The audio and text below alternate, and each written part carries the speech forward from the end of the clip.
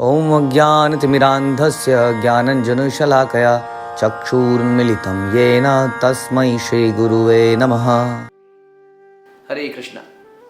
भगवद गीता अध्याय 17 the division of faith,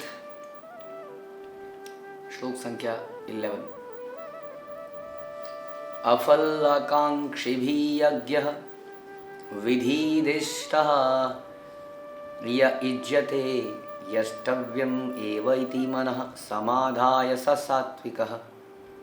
यज्ञों में वही यज्ञ सात्विक होता है जो शास्त्र के निर्देशानुसार कर्तव्य समझकर उन लोगों द्वारा किया जाता है जो फल की इच्छा नहीं रखते। तो बहुत सारे यज्ञ कराए जाते हैं आजकल के समाज में, तो यज्ञ ही यज्ञ हैं। ऐसा लगता है कि चारों तरफ यज्ञ ही हो रहे हैं। पुत्र कामेष्टि यज्ञ, महामृत्युंजय यज्ञ, इनकी कुछ ना कोई इसके पीछे कुछ ना ही फल की इच्छा है। जैसे पुत्र प्राप्त करने की इच्छा, मृत्यु पर विजय प्राप्त करने की इच्छा, आरोग्य रहने की इच्छा, पता नहीं कितने तरह के यज्ञ कराते हैं लोग। इंडिया पाकिस्तान के मैच में इंडिया जीत जाए, इसका यज्ञ इस हद तक गिर चुके हैं, बाकी से छोड़ दीजिए। तो बहुत सारे यज्ञ कराए जाते हैं, करते हैं लोग अक्सर इसलिए करते हैं कि जैसा हम चर्चा करते हैं कि घर में सब कुछ ठीक ठाक रहे, बैलेंस बना रहे। कई बार व्यक्ति यज्ञों को, इन सब पूजा पाठ के तरीकों को छोड़कर जब कृष्ण की शुद्ध भक्ति में आ जाता है तो लोगों, उसके घर में कोई बीमार पड़ता है तो बोलते हैं मैंने पहले कहा था तेरे को, और बंद करो, तुम देवी माँ की पूजा बंद कर दी ना, तुमने यज्ञ बंद कर दिया ना, इसलिए सत्यानाश हो रहा है। तो आई थिंक ऑलमोस्ट एवरीबडी संसार में अगर पूजा पाठ या यज्ञ करता है कोई, तो उसका पीछे यही पर्पस है कि ये ज़िंदगी तरह सुख शांति से बीत जाए किस तरीके से। तो ये जो यज्ञ है ये वास्तव में सात्विक यज्ञ नहीं है। यज्ञ आप केवल आहुति को मत बोलिए, यज्ञ कार्य को बोला जाता है। चेष्टा लगाना, चेष्टा करना। वास्तविक यज्ञ है जब ये कृष्ण की प्रसन्नता के लिए जाए, विष्णु की प्रसन्नता के लिए किए गए कार्य को यज्ञ कहते हैं। एनीवे, तो कोई भी चेष्टा हम करते हैं तो अलग अलग कार्य करते हैं संसार में लोग, are very busy. So called जिसमें हम लोग पूजा पाठ यज्ञ इत्यादि करते हैं, वो यज्ञ भी सात्विक नहीं है, वो राजसी या तामसी हो सकता है, डिपेंडिंग ऑन कि उसके पीछे का पर्पस क्या है। जैसे हम पहले भी चर्चा कर चुके हैं कि कोई भी कार्य वास्तव में अच्छा या बुरा नहीं है, उसके ऑब्जेक्टिव क्या है, उसके अनुसार वो अच्छा या बुरा माना जाएगा। जनरली सेइंग, किसी को मर्डर कर देना बुरा है, लेकिन अर्जुन ने मर्डर किया तो इट वॉज मोस्ट ऑस्पिशियस। एक सैनिक जब बॉर्डर में मर्डर करता है तो ऑल ऑस्पिशियस। अकॉर्डिंगली कि पर्पस क्या है उस कार्य को करने का। कोई भी कार्य वास्तव में अच्छा या बुरा हो सकता है। वास्तव में वो कार्य अच्छा बुरा नहीं, उसके पीछे की जो ऑब्जेक्टिव है उससे पता चलेगा कि वो कार्य सही है या गलत। इसी प्रकार से यज्ञ अपने आप में सही कार्य नहीं हो सकता कि यज्ञ है तो बढ़िया ही है। यहाँ भगवान बता रहे हैं इस बात को, बहुत क्लियर कर रहे हैं। क्योंकि कई बार दुनिया में बोला जाता है कि कर्म ही पूजा है, कर्म ही यज्ञ, कर्म यज्ञ, कर्म योग कहते हैं लोग कर्म योग को क्या समझते हैं कि परिवार के लिए खूब मेहनत करना, नौकरी, देश की जीडीपी बढ़ाना, इंडस्ट्रियल प्रोडक्ट आउटपुट बढ़ाना, ये यज्ञ है, ये भी यज्ञ है। तो भगवान कह रहे हैं ये सात्विक यज्ञ नहीं है। क्यों? क्योंकि ये फल की इच्छा के लिए किया गया, इसके पीछे कोई ना कोई हेतु है। हाँ, और कई चीज़ें बताई जा रही हैं। सात्विक यज्ञ ये है जो शास्त्र के निर्देशानुसार बताए। कई बार लोग हमसे कहते हैं कि ये कुछ कन्फ्यूज़न है प्रभु जी। कभी आप कहते हो कि खाना बांटा जाए, खाना बांटना बेकार का काम है। क्यों खाना बांटना है? खाना बांट के क्या होगा? उस आदमी की भूख मर जाएगी क्या? अगले दिन उसको फिर से भूख लगेगी। फिर कभी कभी आप कहते हो हम रोज़ खाना बांटेंगे, अब हमने एक काम शुरू कर दिया खाना बांटने का, तो हम खाना बांटेंगे। कभी आप कहते हो ये पुस्तक बांटनी है, कभी आप कहते हो खाना ही नहीं, खाना बांटना है। तो एक्चुअली में हम लोग समझे नहीं है, इसके डिटेल में नहीं गए अब तक। इसका मतलब बहुत ही एलिमेंट्री नॉलेज है हमारी, अभी भी हम अंदर तक जाके नहीं समझ पाए हैं। खाना बांटना यहाँ पर शास्त्र के निर्देशानुसार नहीं कह सकते हम, क्योंकि खाना जो व्यक्ति बांटता है जनरली संसार में वो भी इसलिए बांटता है ना, कि कुछ जैसे लोग, बहुत सारे लोग खाना बंटवाते हैं अक्सर, कहीं पर लगे रहते हैं टेंट वेंट, लेकिन उसके पीछे भी ऑब्जेक्टिव कुछ और है। ऐसे लोग निर्जला एकादशी में पता नहीं क्यों लोग जल बंटवाते हैं, वो जिस जल में पानी 90% होता है और आदि 1 चम्मच दूध डाल के उसमें 1 चम्मच रूह अफ़ज़ा या कुछ चीज़ डाल देते हैं और कहते हैं कि दूध पिला रहे हैं।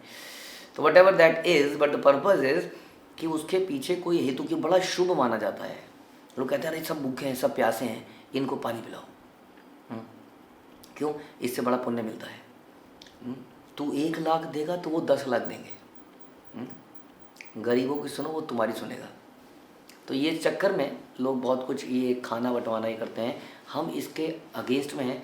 हम ये कहते हैं कि अगर वास्तव में लोगों का भला करना है, अब सुनिए बड़ा फाइन डिफरेंस है कि हम लोग भगवान का उच्छिष्ट बंटवाते हैं। भगवान का उच्छिष्ट जितना मर्जी बंटवाइए, रोज बंटवाइए, ये शास्त्र के निर्देशानुसार हो गया। अब ये जो यज्ञ हुआ, खाना बंटाना भी एक यज्ञ हो गया यहाँ पर, क्योंकि भगवान की प्रसन्नता के लिए किया गया। बट ये खाना नहीं है, ये प्रसाद है। तो जब हमने प्रसाद को बंटवाया तो इसने लोगों के अंदर अंतःकरण को शुद्ध करना शुरू किया, क्योंकि भगवान का उच्छिष्ट है।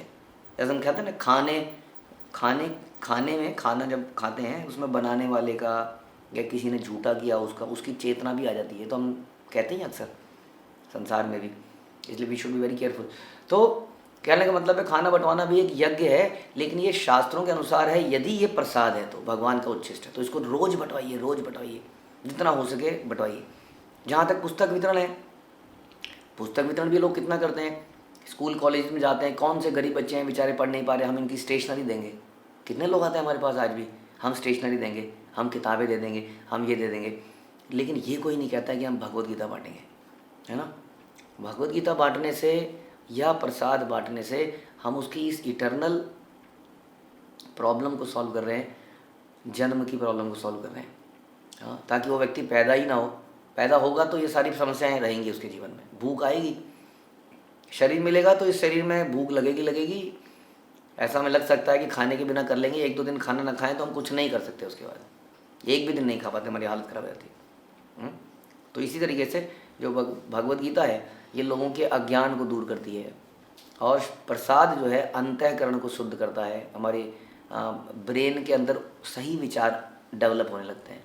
शास्त्र की बात ज़्यादा समझ में आने लगती है, गुरु की बात ज़्यादा समझ में आने लगती है, चेतना शुद्ध होती है। और वैसे ही भगवद गीता से, ज्ञान से, तो देयर इज़ नो डाउट, पुस्तक बंटवाइए, प्रसाद बंटवाइए, हरिनाम कीजिए, यही कार्य बताए गए हैं प्रभुपाद ने।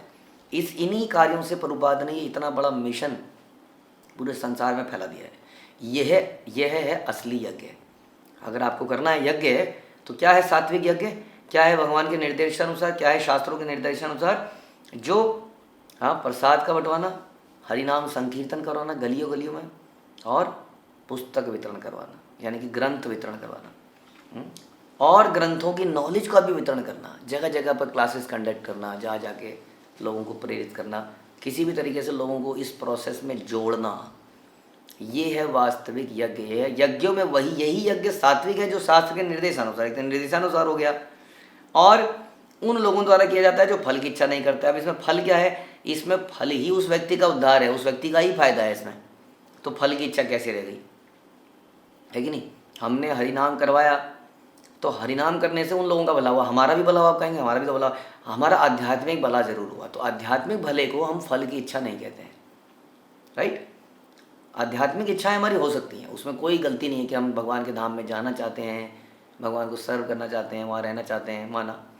तो इन इच्छाओं में कोई समस्या नहीं है। इसलिए हमें हमारा आध्यात्मिक लाभ है, लेकिन उसको फल की इच्छा नहीं कहा जाता। फल की इच्छा कहा जाता है इस संसार के अंदर कोई फायदा, मेरा, मेरे संबंधियों का, घर बार का, मेरे देश का, इत्यादि। तो ये जब फायदा है, जैसे कि अर्जुन पहले सोच रहे थे कि मैं नहीं लड़ता हूँ क्योंकि उससे मेरे संबंधियों का नुकसान है ना, तो मेरा आ गया था। बाद में उन्होंने लड़ाई करी बिना इसका विचार करे कि मेरे संबंधियों का नाश हो जाएगा, मेरा पूरा वंश समाप्त हो जाएगा, कौरव समाप्त हो जाएंगे, पांडवों के भी सारे राजा वगैरह सब समाप्त हो जाएंगे।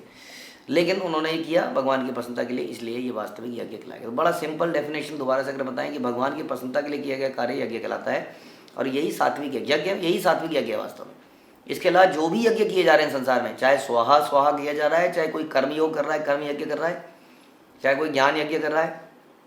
कई बार लोग कहते हैं श्रीमद् भागवतम ज्ञान यज्ञ। अब वो ज्ञान यज्ञ तब है जब उसमें भगवान की भक्ति निकले, तो वो वास्तविक ज्ञान यज्ञ है। वो वास्तविक, क्योंकि भगवान की प्रसन्नता के लिए किया जा रहा है। अदरवाइज वो केवल ज्ञान है।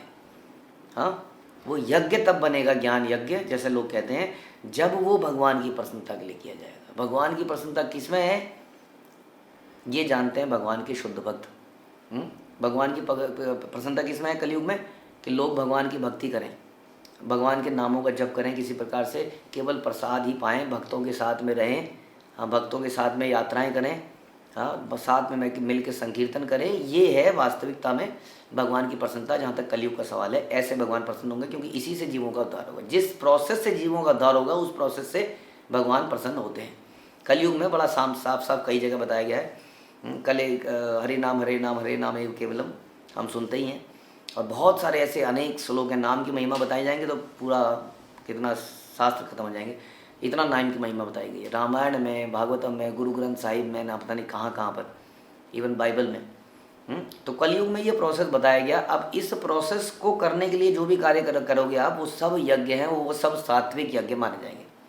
इस प्रकार से लोगों को क्लास कंडक्ट कराना, यात्रा कराना, प्रसाद बांटना, किताब समझाना, लोगों को जोड़ना, फ़ोन करना, बुलाना, जन्माष्टमी में बुलाना, फेस्टिवल सेलिब्रेट करना, किसी भी तरीके से लोगों की चेतना जब जागृत होती है, क्योंकि यही कार्य भगवान ने हमें दिया है। समझ लीजिए एकमात्र कार्य कलयुग यहाँ पर इस संसार में। आप जानते हैं कि ऐसा बोला जाता है कि यही एक कार्य है जो भगवान के धाम में नहीं है। ये सुख नहीं है भगवान के धाम में। कोई ऐसा सुख हो सकता है जो भगवान के धाम में ना हो, यहाँ पर हो? यहाँ पर सब गंदा ही गंदा है। लेकिन ये जो प्रचार का सुख है, लोगों को जोड़ना, उनकी ज़िंदगी को बदल देना, उनकी ज़िंदगी को शुद्ध कर देना, सात्विक कर देना, इसमें जो सुख है ये गोलोक में नहीं है। क्योंकि गोलोक में तो सारे ऐसे लोग होते हैं, वहाँ किसको प्रचार करेंगे आप? तो वहाँ प्रचार कार्य शून्य है। इसलिए इसका आनंद यहाँ ले सकते हैं। ये है वास्तविक यज्ञ। इस यज्ञ का आनंद लीजिए। सात्विक यज्ञ है क्योंकि शास्त्र के निर्देशानुसार है, कर्तव्य समझ के किया जा रहा है, और उन लोगों द्वारा किया जा रहा है जिनके फल की इच्छा नहीं है। हमने आपको बताया कि फल की इच्छा नहीं है, इसका मतलब क्या है कि उनका कोई भौतिक उसमें स्वार्थ नहीं है। पूजा, मान, प्रतिष्ठा, मैं, मेरा परिवार, मेरे परिवार का स्वास्थ्य, मेरे परिवार की धन, हाँ पत्नी, बच्चे, ये वगैरह, नौकरी, तो इन सब के अलावा आध्यात्मिक इच्छा हो सकती है हमारी कि मैं अगर किसी को प्रचार करूंगा तो भगवान बड़े प्रसन्न होंगे मुझसे, ये मेरा लाभ हो सकता है। इस लाभ के साथ आप इस कार्य को कर सकते हैं। तो इसलिए भगवान गीता में ये भी बोलते हैं कि यज्ञों में मैं जप यज्ञ हूँ। हाँ, एक ये बात भी यहाँ पर क्लियर करी जा सकती है। यानी कि जप यज्ञ क्या है? वास्तविक सात्विक, यानी कि शुद्ध सात्विक यज्ञ है। इस यज्ञ को करिए, इस यज्ञ को कराइए, बस यही एक अल्टीमेट। ज़्यादा कंफ्यूज होने की जरूरत नहीं है। हाँ, ये वाला यज्ञ, ये वाला यज्ञ, इतने प्रकार के यज्ञ हैं कि आप कंफ्यूज हो जाएंगे। पंडितों के पास जाएंगे तो इतनी लंबी चौड़ी लिस्ट है यज्ञों की। हाँ, उसको छोड़ के केवल हरे कृष्णा कृष्ण कृष्ण हरे हरे, हरे राम राम राम हरे हरे, इस यज्ञ की ये शुद्ध सात्विक यज्ञ है। हरे कृष्ण। श्रील प्रभुपाद की जय, भगवद गीता की जय।